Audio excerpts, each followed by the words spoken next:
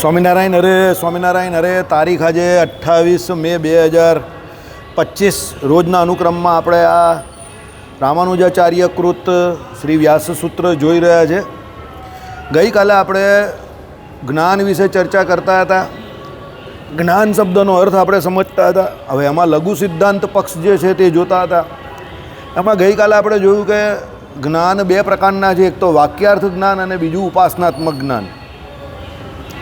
એમાં આપણે ગઈકાલે જગતગુરુ શંકરાચાર્યનો સિદ્ધાંત જોયો કે ભાઈ જીવને જે આ વાસના જે વળગેલી છે, એટલે અવિદ્યારૂપી જે વાસના વળગેલી છે, જેને કારણે એ પોતે પોતાને બદ્ધ સમજે છે, અને જ્યારે એને જ્ઞાનની પ્રાપ્તિ થાય છે ત્યારે એની એ વાસના ટળે છે. એટલે એને પોતે બ્રહ્મ હોવાનું જ્ઞાન થાય છે. બ્રહ્મ એટલે ભગવાન એવો હોવાનું જ્ઞાન થાય છે ત્યારે એની વાસના ટળે છે. એના માટે ઉદાહરણ પેલા ચંદ્રનું આપ્યું કે ભાઈ કોઈ વ્યક્તિને એમ કહે કે આમ આંખ આમ તમે આમ દબાવો તો બે ચંદ્ર દેખાય. ખબર? આમ કરીને આમ કરો તો બે ચંદ્ર દેખાય છે. આમ જો આ વિજયભાઈ મને ત્યાં આમ ધીમે રહીને બે દેખાવા માંડે, બરાબર? એટલે પછી તમે જ્યારે આમ આંખ સીધી કરો તો એ બે નથી, એટલે એક છે એ ખબર પડી જાય. એ પ્રમાણે એમ કહી કે જ્યારે એમ કહી કે કોઈ વ્યક્તિને આકાશમાં બે ચંદ્ર દેખાતા હોય અને પછી જ્યારે એને એમ કહે કે જ્ઞાન થાય કે એક જ ચંદ્ર છે, તો પણ એ જ્ઞાન થવાથી પણ એના આંખમાં થયેલા રોગને કારણે પેલા બે ચંદ્ર એને દેખાતા બંધ થતા નથી. ભલે એક જ ચંદ્ર છે, તમે સમજો, ચંદ્ર એક જ છે. એને બાજુવાળાએ કહ્યું પણ એક ચંદ્ર છે. જે કહેનારો છે એની વાતમાં એને વિશ્વાસ પણ છે, પણ તો પણ એને એક ચંદ્ર દેખાતો નથી જે આકાશમાં છે. તે કેમ નહીં દેખાતો તે સમજો. કારણ કે એની આંખમાં રોગ છે. એટલે જ્યાં સુધી તમારી વાસના ટળી નથી ત્યાં સુધી વાક્યાર્થ જ્ઞાન તમને ગમે એટલું ભગવાનનું થાય, પણ એનાથી તમને કોઈ બીજો વિશેષ ફાયદો થતો નથી. એટલે આમાં અત્યારે તમે લોકો આવ્યા તે પહેલાં હું એ જ વાંચતો હતો. આખો મુદ્દો વાંચી લીધો પહેલાં, કારણ કે પછી એમાં શું થાય છે, હું એક એક વાક્ય અહીંયા સમજવા જાઉં ને તમને સમજાવું છું ને, એમાં સમય બહુ નીકળી જાય છે. એટલે મેં આમાં અત્યારે 2 લાઈન 3 લાઈન જે બાકી હતી એમાં વાંચ્યું, તો એમાં એ જ કહેવા માગે છે કે ભાઈ ચંદ્ર બે છે એવું એ જોઈ છે તો એને ભય થાય છે, પણ પછી જ્યારે એને એવું જ્ઞાન થાય છે કે ભાઈ ચંદ્ર બે નહીં પણ એક જ છે, એટલે એનો ભય શાંત થાય છે. એ જ પ્રમાણે એમ કહી કે શું છે કે ભાઈ ભયાદિક કાર્યની નિવૃત્તિ તો થાય છે, વળી ભેદવાસના તળે તો જ જ્ઞાન ઉત્પન્ન થાય છે. જેવો જેવો માને છે તેઓનો મત સ્વીકારતા તો કોઈ કાળે જ્ઞાન ઉત્પત્તિ સિદ્ધ થશે જ નહીં. કોઈ એવું માને કે ભેદ વાસના તળે પછી જ જ્ઞાન સિદ્ધ થાય, તો એ તો કોઈ કાળે થવાનું જ નથી. કારણ કે વાસના તો કોઈ કાળે તળતી જ નથી બધી, તો પછી ક્યારે જ્ઞાન થવાનું? એટલે ભેદ વાસના ટળે પછી જ્ઞાન થાય એ તો શક્ય જ નથી. જ્ઞાન થાય પછી ભેદ વાસના તળે એ શક્ય છે. જો એક માસી હતા ને, તેને ત્યાં કૂકડો હતો. તે કૂકડો રોજ સવારે બ્રહ્મ મુહૂર્તમાં બોલે એટલે સવાર થાય. હવે માસીને પછી એવો ભ્રમ થઈ ગયો કે કૂકડો બોલે જ એટલે સવાર થાય છે. એટલે એ માસી ગામમાં વટ પાડવા માંડી કે એ તો મારો કૂકડો બોલે જ એટલે સવાર થાય છે, બાકી સવાર થાય જ નહીં. એને એવો ભ્રમ થઈ ગયો. તો ગામના લોકો કહે કે આ યાર કંઈ નવી વાત લાવી કે કૂકડો બોલે એટલે સવાર થાય છે.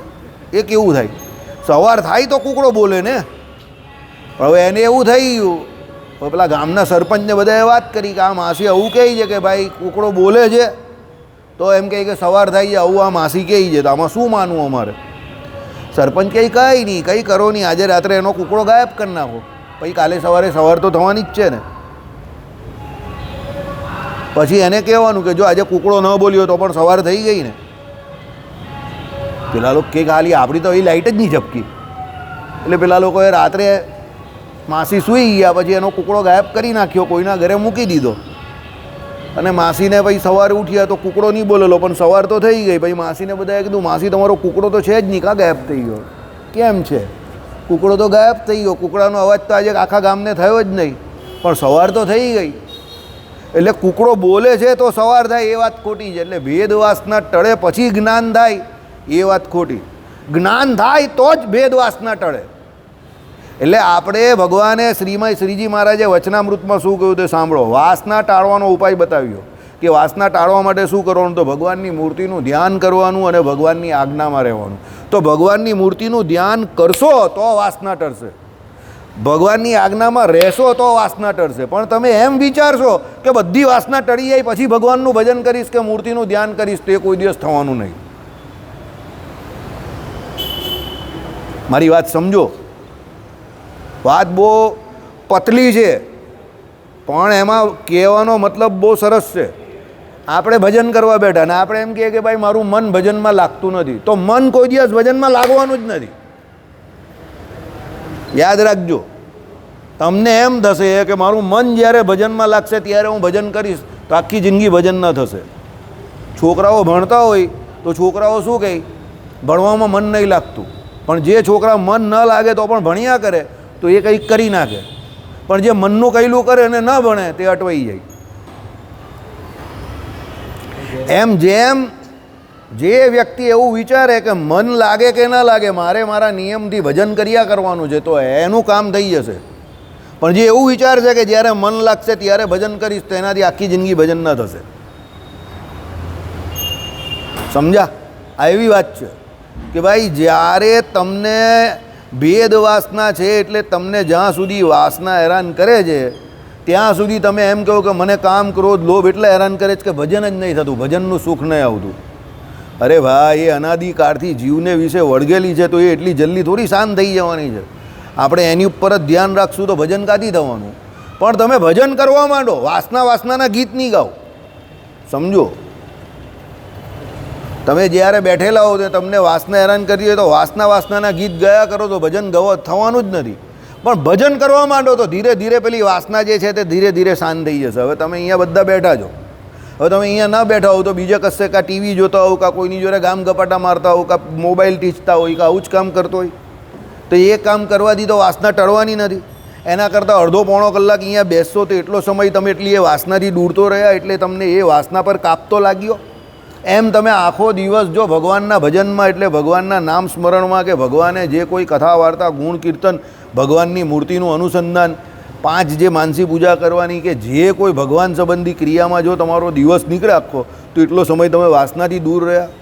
એમ તમે જેટલા વાસનાથી દૂર રહ્યો પંચ વિષય જે જગત સંબંધી છે એને ભગવાન સંબંધી કરી નાખો તો ધીરે ધીરે ધીરે તમારી જગત સંબંધી વાસના ટળી જશે.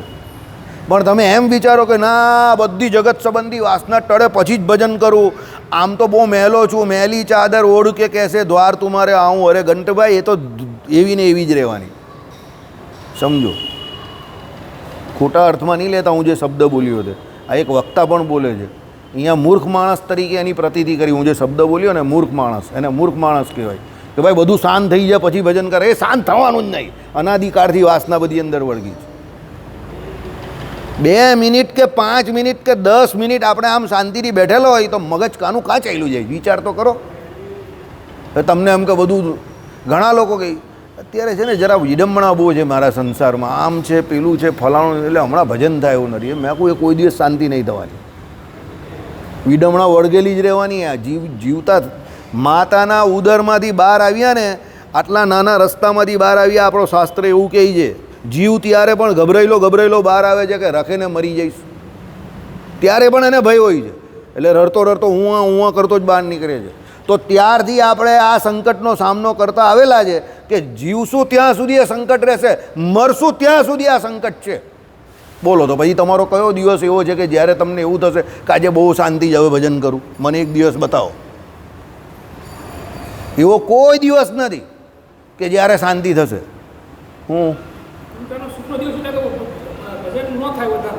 એવું ખોટી વાત છે. તમે રોંગ ટ્રેક પર ગાડી લઈ જાઓ અશોકભાઈ, બહુ રોંગ ટ્રેક. એવું કંઈ છે, તમે ટ્રેક જ નહીં પકડી શકતા. તમારો પ્રોબ્લેમ એ છે you are not getting the track. હું શું વાત કરું છું, તમે કયા સુખની વાત કરો છો, હું કઈ વાત કરું છું, તમે ટ્રેક નહીં પકડતા. હું તમને હજુ પણ કહું બોલવાનો અભિગમ નહીં રાખો, સમજવાનો અભિગમ રાખો. સમજો, અહીંયા જે વાત કરાઈ છે તે કઈ વાત ચાલે છે કે જ્યારે અંતઃકરણ તમારું જે છે તમે એવું વિચારો કે મને બધી શાંતિ થઈ જશે ને પછી હું ભજન કરીશ, તો એ શાંતિ થવાની જ નથી. તમે ભજન કરશો પછી શાંતિ થશે. કહેવાય એવું માંગે છે. તમે ટ્રેક ખોટો પકડો છો, ભૂસાવલ ટ્રેક નહીં પકડો. એટલે તો મેં પેલી ગાળ બોલીને એક શબ્દ બોલ્યો, એ ન બોલવો જોઈએ કથામાં, પણ હું એટલે જ બોલ્યો કારણ કે ઘણા લોકો એવું કરે છે ઘણાને એવું હોય છે કે મને બધી શાંતિ થઈ જાય, છોકરા પણ નહીં જાય, મોટા થઈ જાય પછી હું કરીશ ભજન. અરે એવું થવાનું જ નહીં કોઈ દિવસ. પછી કંઈ નવી ઉપાધિ આવશે. સમજો, ટેલર મેડ સિચ્યુએશન ફક્ત ને ફક્ત નાટકમાં ને ફિલ્મમાં જ હોય, લાઈફમાં નહીં હોય ટેલર મેડ સિચ્યુએશન. ટેલર મેડ સિચ્યુએશન એટલે તમને ખબર છે, બધું બરાબર ચાલુ હોય એને ટેલર મેડ સિચ્યુએશન કહેવાય.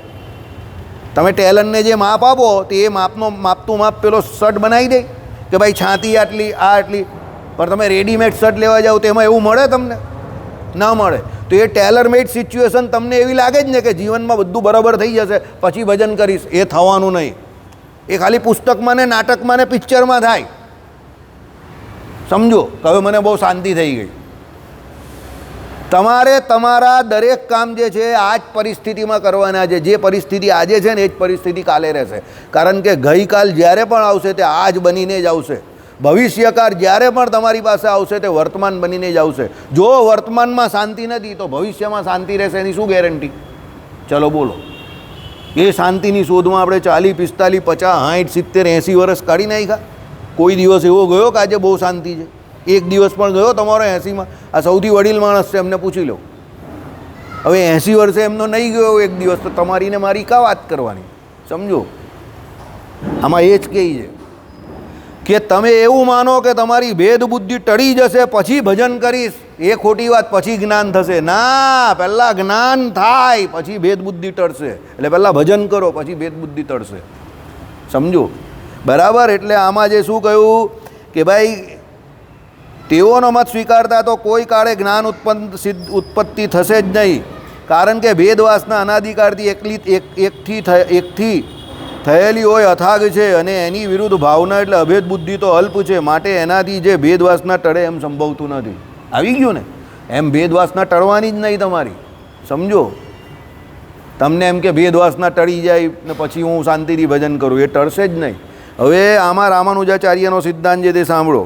રામાનુજાચાર્યએ એક એ વાત બતાવી કે ચંદ્રની બાબતમાં ચંદ્ર બે દેખાયા કરવાનું કારણ એ છે કે એ માણસને ખરેખરો રોગ થયો છે અને તમારી વાસના મિથ્યા છે. હવે બીજી વાત એ બતાવે છે કે જ્ઞાન ઉત્પન્ન થયા પછી ભેદ વાસનાને ચાલુ રહેવાનું કારણ નથી. છતાં જો એ ચાલુ રહે તો એ થકી સિદ્ધ થાય છે કે એને ટાળવા માટે જ્ઞાન એટલે વાક્યાર્થ જ્ઞાન ઉપરાંત કોઈ બીજું વસ્તુ ધ્યાન એટલે ઉપાસનાની જરૂર છે. ગઈકાલે આપણે જ્યાં બેઠેલા ત્યાં જ આવી ગયા. રામાનુજાચાર્યએ એ જ વાત કરી ને. સમજો બરાબર? હું તમને વારે વારે કહું છું કે વાક્યાર્થ જ્ઞાન ફક્ત પ્રાથમિક શરૂઆત છે. સ્કૂલે જવાની તમને એન્ટ્રી મળેલી છે, ગેટ પાસ કહીએ ને તે. બરાબર? એટલે મને કોઈ વચનામૃતના નંબર મોડે બોલે કે આખું વચનામૃત મોડે બોલી જાય પેલો પોપટની જેમ, તો મને એમાં કોઈ પ્રભાવ નહીં આવે. બરાબર? મારો એક મિત્ર મને કહેતો હતો, મને કહ્યું તું બહુ કઠોર માણસ છે. મેં કહું કેમ એવું ભાઈ? કહી છે અત્યારે મારા ઘરની સામે એણે મેડિકલ સ્ટોર ખોલેલો છે. તો ભાઈ તો આવું કેમ કહી છે? હવે મારો રૂમ પાર્ટનર મારી જોડે બાજુમાં જ એનું ગાડલું ને આ બાજુ મારું ગાડલું. તો મને એણે એવું સ્ટેટમેન્ટ આપ્યું તું બહુ કઠોર માણસ છે. હું કેમ ભાઈ? હું કઠોર માણસ છું આવું તું કેમ કહી છે?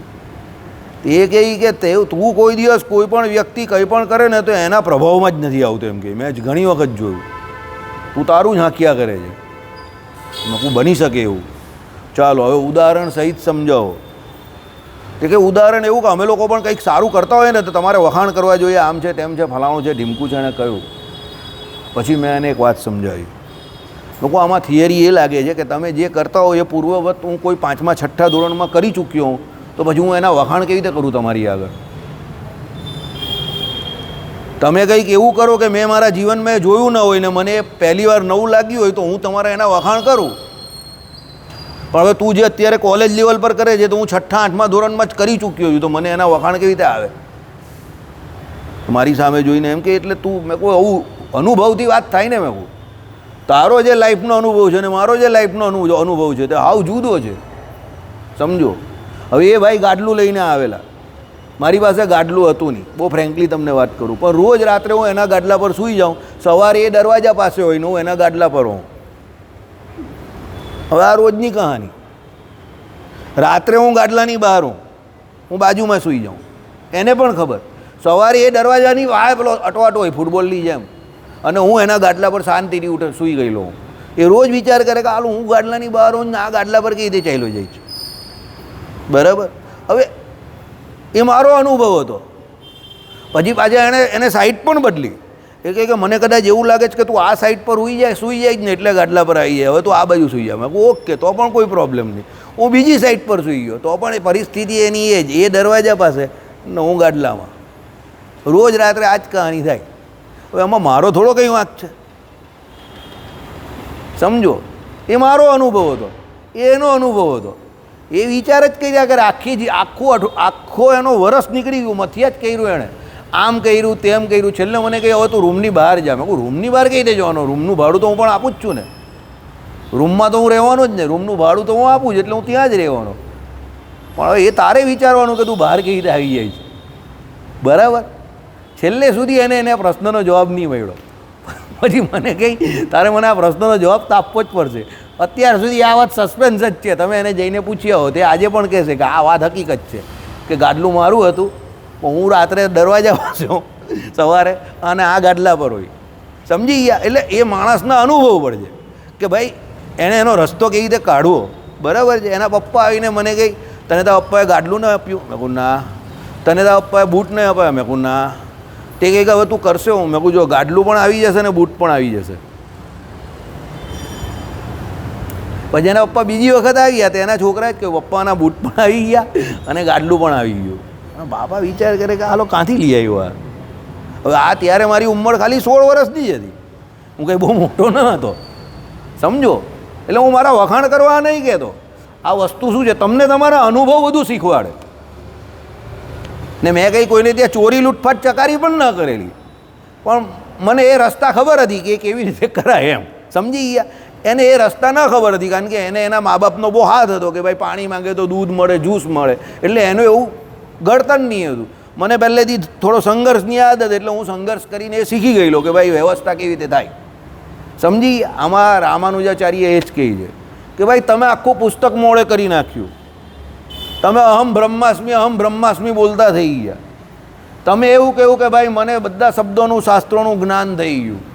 તમે એવું કહ્યું કે ભાઈ હું શાસ્ત્રાર્થ મહારથી થઈ ગયો. તો તમારી વાસના કેમ નહીં ટળતી? જો તમને શાસ્ત્રનું જ્ઞાન થયેલું છે તો પછી તમારા સ્વભાવમાં આટલો ઉકળાટ ને ઉજાસ કેમ છે? આ કરી નાખું જ, પેલી કરી નાખું જ, નામ કરી નાખું જ, પ્રતિષ્ઠા મેળવવી જ, આ બધું તમે નોર્મલ જીવન કેમ નહીં જીવી શકતા શાંતિથી? એટલે રામાનુજાચાર્યએ કહ્યું કે વાક્યાર્થ જ્ઞાનની આગળ શું છે? બીજી વસ્તુ ધ્યાન અને ઉપાસનાની જરૂર છે.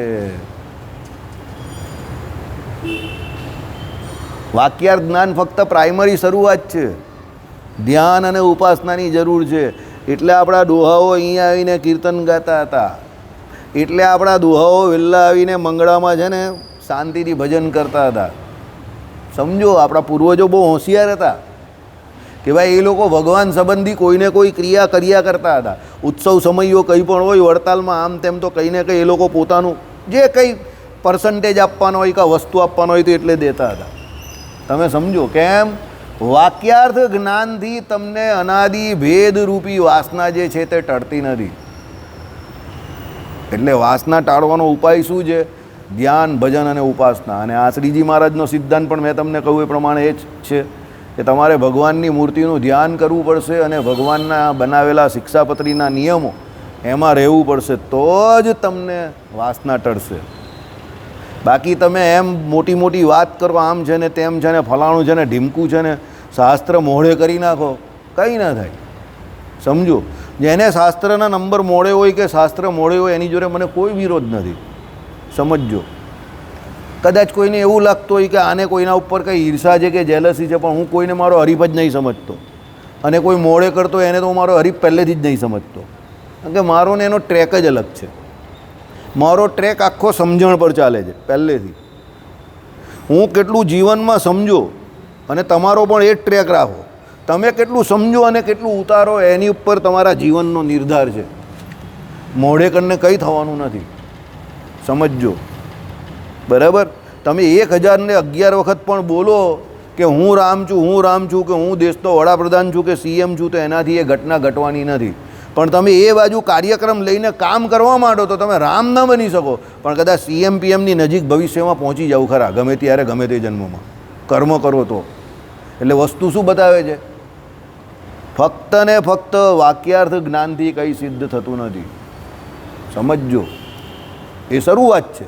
હું એમ પણ નહીં કહેતો કે વાક્યાર્થ જ્ઞાન નકામું છે, શાસ્ત્રનું જ્ઞાન હોવું જોઈએ. તો શ્રોત્રિય અને બ્રહ્મનિષ્ઠ સાધુની ઉપાસના કરવાની કહ્યું, એટલે એને સેવવાનું કહ્યું. ઉપાસના તો ભગવાનની કરવાની, પણ શ્રોત્રિય અને બ્રહ્મનિષ્ઠ સાધુને કેમ સેવવાના ગયા, એને કેમ ગુરુ કરવાના ગયા? વાક્યાર્થ જ્ઞાન એટલે એને સર્વશાસ્ત્રનું જ્ઞાન છે, પણ એ એના આચરણમાં છે. બીજું બ્રહ્મનિષ્ઠા એટલે બ્રહ્મ સાક્ષાત્કારી છે. એટલે ઉપાસનાને પૂરેપૂરું પ્રાધાન્ય આપો, સમજો.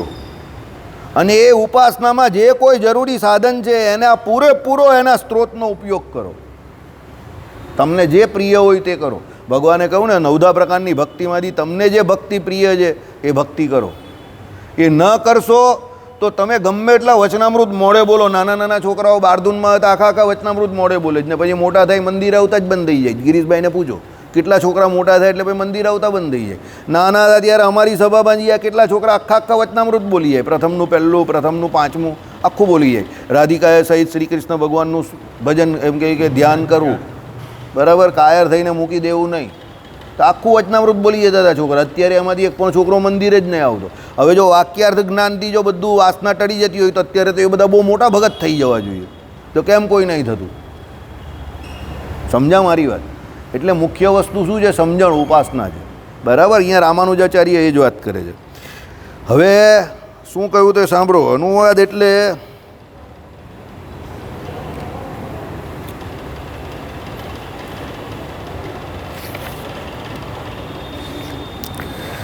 પૂર્વ આવી ગયેલી વસ્તુની વાત નવીન વસ્તુનું કર્તવ્ય રૂપે કથન જેને વિધિ કહે છે તે નહીં, પણ પ્રાપ્તનું કથન એટલે અનુવિધ વિજાનાતી અને પ્રજ્ઞામ કુર્વિત, એ બંને વાક્યોમાં કંઈક જાણીને જાણવું એમ કહેવાનું તાત્પર્ય છે. અર્થાત એ 2 જાતના જ્ઞાનનો ઉલ્લેખ છે. તેમાં પહેલું પ્રાપ્ત કરવાનું જ્ઞાન તે વાક્યાર્થ જ્ઞાન સમજવું.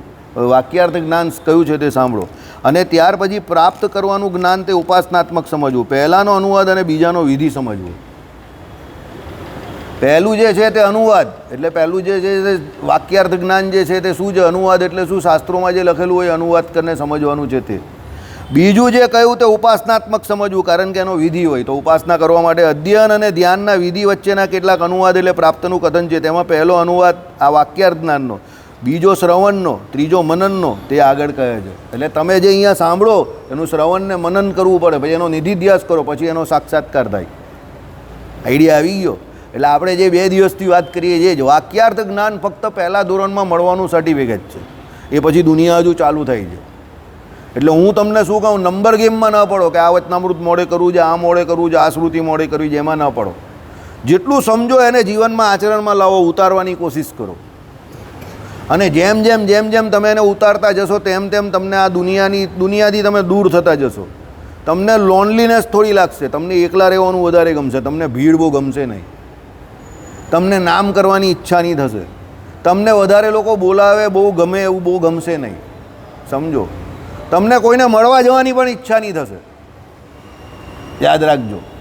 કેમ? તમને દિવસે એમાંથી વૃત્તિ તમારી ખસતી જશે. તમને એવું છે કે હું ને મારો ભગવાન એમાં હું મસ્ત છું.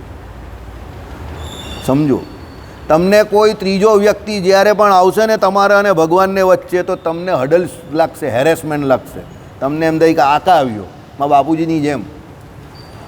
કોઈ પણ આવ્યો હોય ક સમયે એની સગી બેન આવેલી હોય તેને નહીં ગમતું, કાકા ભજન બગાડવા આવી. બરાબર. હવે એવા શબ્દ બોલે છે કે મારાથી તમને અહીંયા કહેવાય એવું નથી, કારણ કે ઓન કેમેરો છે. એટલે આ ટાઈમ બગાડવા આવે છે આ બધા, એમ કે ભજન બગાડે છે.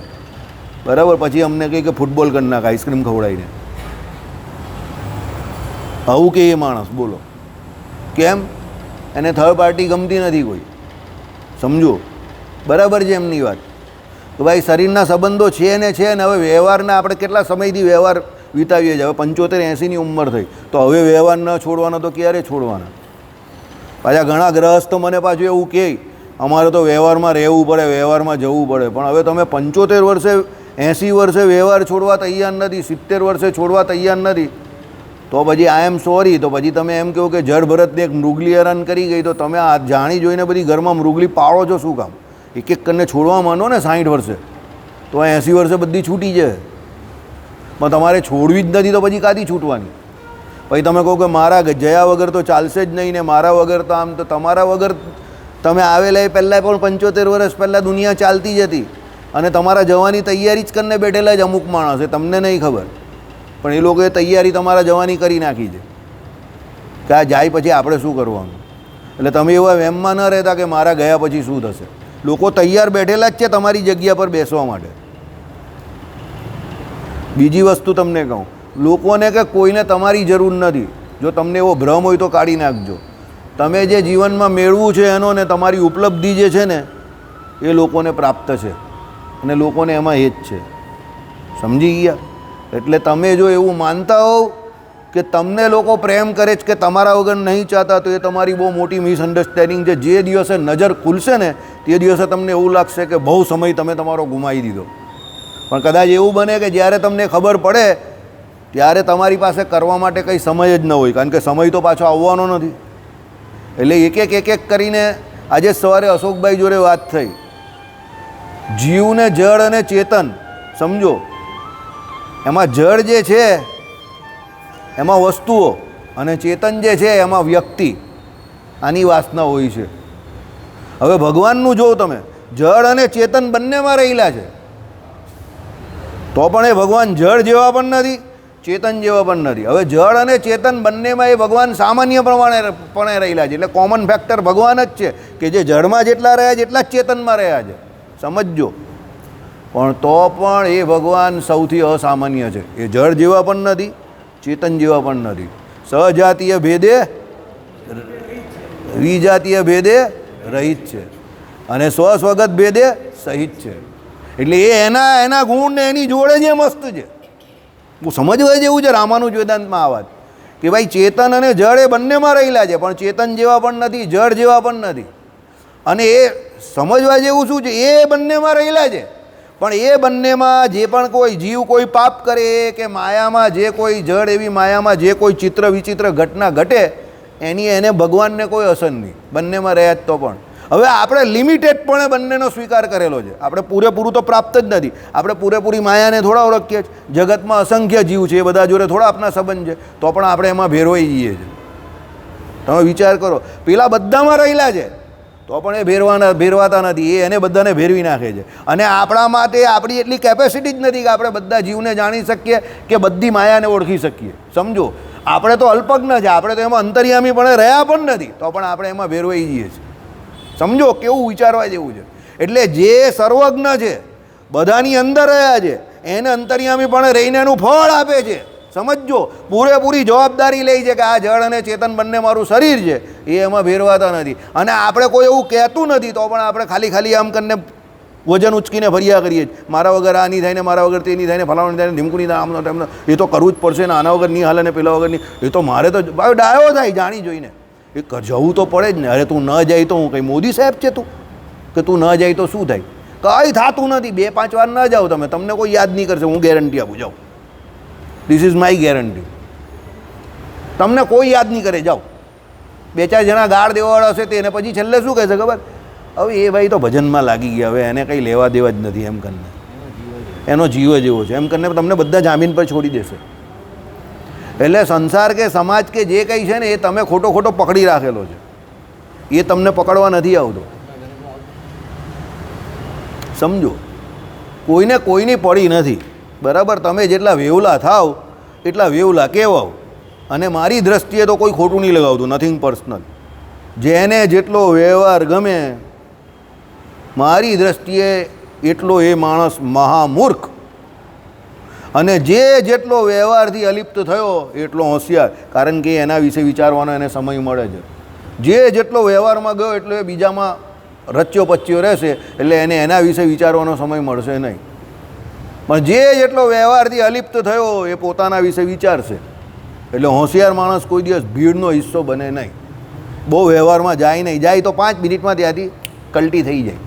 અને ગગા માણસને વ્યવહાર બહુ ગમે, તમે એને ન બોલાવશો એટલે જોજો એને ખોટું લાગી જશે, મને નહીં બોલાવ્યો, હું આમ ને તેમ ને, હું તો બહુ ઓળખીતો, ને તરત એને મરચી લાગશે. ને અમારા જેવાને ન બોલાવે તમે બહુ રાજી. અમે એવું જ ઈચ્છીએ કે અમને કોઈ ન બોલાવે, સમજો બરાબર. એટલે વાક્યાર્થ જ્ઞાન. હવે તમને આ બધું અત્યારે હું જે કહું તે માનવામાં ન આવશે. તમને કદાચ એવું પણ લાગે હું લવારા કરી જ બેઠો બેઠો, પણ એ શું છે, તમને વાક્યાર્થ જ્ઞાનથી અનુભવ સિદ્ધ જ્ઞાન સુધીની આ સફર છે. સુરતથી વડતાલ કે અમદાવાદ કે શ્રીનાથજી જવાનો રસ્તો છે. બધા અલગ અલગ સ્ટેશનથી બેઠેલા જ ને બધા અલગ અલગ સ્ટેશન પર પહોંચવાના છે. જવાના શ્રીનાથજી કે વડતાલ કે જ્યાં જવાના થયા, પણ બધા અલગ અલગ સ્ટેશનથી બેસવાના જ. એટલે બધાની સ્થિતિમાં એ ફેર છે. સમજી ગયા મારી વાત? જ્યારે ખબર પડશે ત્યારે હું કહીશ. એક ભાઈ જોડે મારી ફોન પર એ જ ચર્ચા થતી હતી. એ ભાઈ મને કહે, એવા તો તમે કેવા છો કે કોઈ તમને સમજી નહીં શકતું. મેં કોઈ એમાં એવો પ્રોબ્લેમ છે ને બોસ કે હું અત્યારે તને એ વાત સમજાવી નહીં શકું, હજુ તને વાર છે.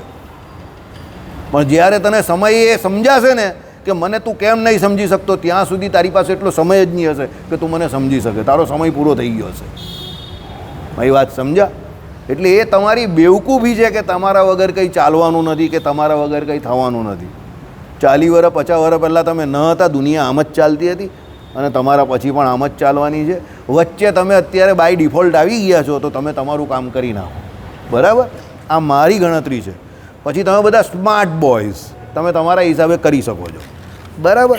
ચાલો, હવે જ્ઞાન કઈ ટાઈમ નહીં થયો, પછી કંઈ આરતી થતી નથી. એ તો પેલા એક દિવસ કરીને પછી એ તો ઉલ્લો કંઈ નહીં થતું. બેસો શાંતિથી.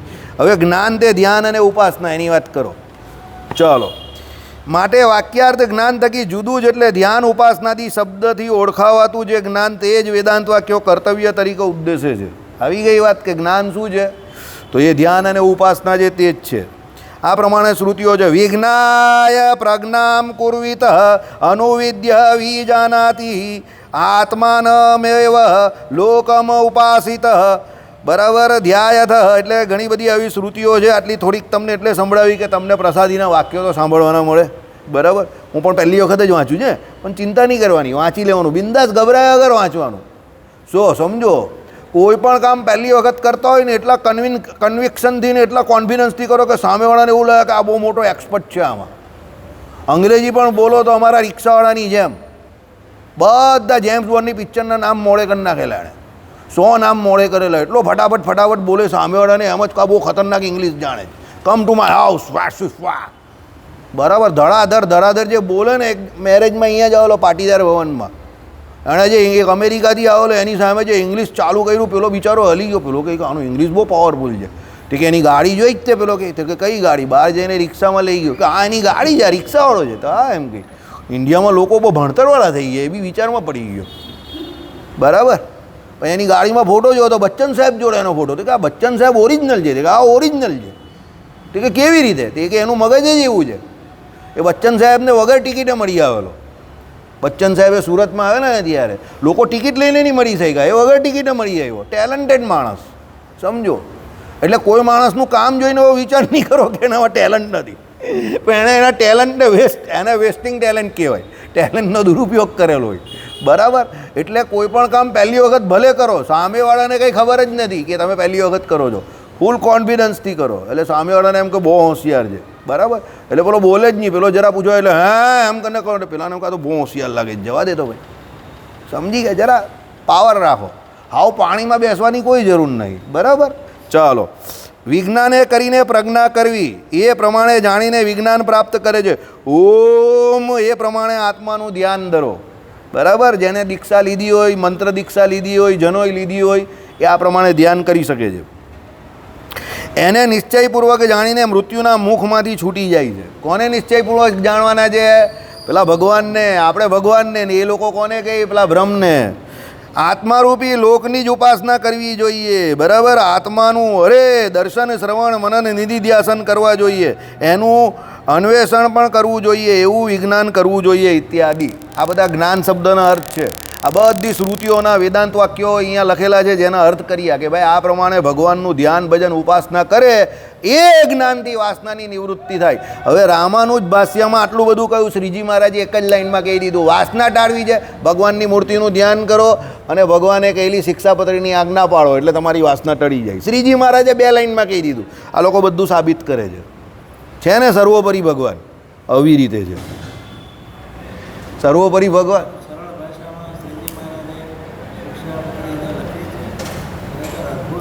આવી રીતે સર્વોપરી છે. સમજો, આપણા સંપ્રદાયમાં લોકો છે ને અક્કલના ઓછા છે. સર્વોપરી સર્વોપરી શબ્દનો અર્થનો અનર્થ કરીને ભગવાન જેવા છે એવા સમજાઈ નહીં શકતા અને ખોટા ખોટા અર્થઘટન કરે છે. એમાં ભગવાનને બદનામ કરે છે, સંપ્રદાયને બદનામ કરે છે. આ રીતે સર્વોપરી છે. જો એને શ્રી ભાષ્યમાં સાબિત કરવામાં કેટલી બધી શ્રુતિઓના પ્રમાણ આપવા પડે છે.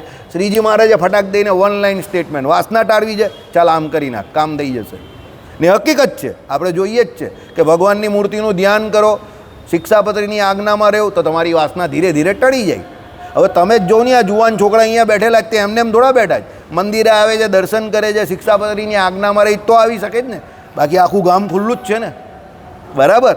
એટલે શિક્ષાપત્રી કે આપણા શાસ્ત્રોમાં જે કંઈ લખ્યું છે એ સર્વશાસ્ત્રોનું દોહન છે. સમજો, એટલે આપણા શાસ્ત્રોમાં તમને પૂરેપૂરો અભ્યાસ કરીને નિષ્ઠા થાય એટલા માટે આપણે ચલાવીએ છીએ. શ્રીપતિમ શ્રીધરમ સર્વદેવેશ્વરમ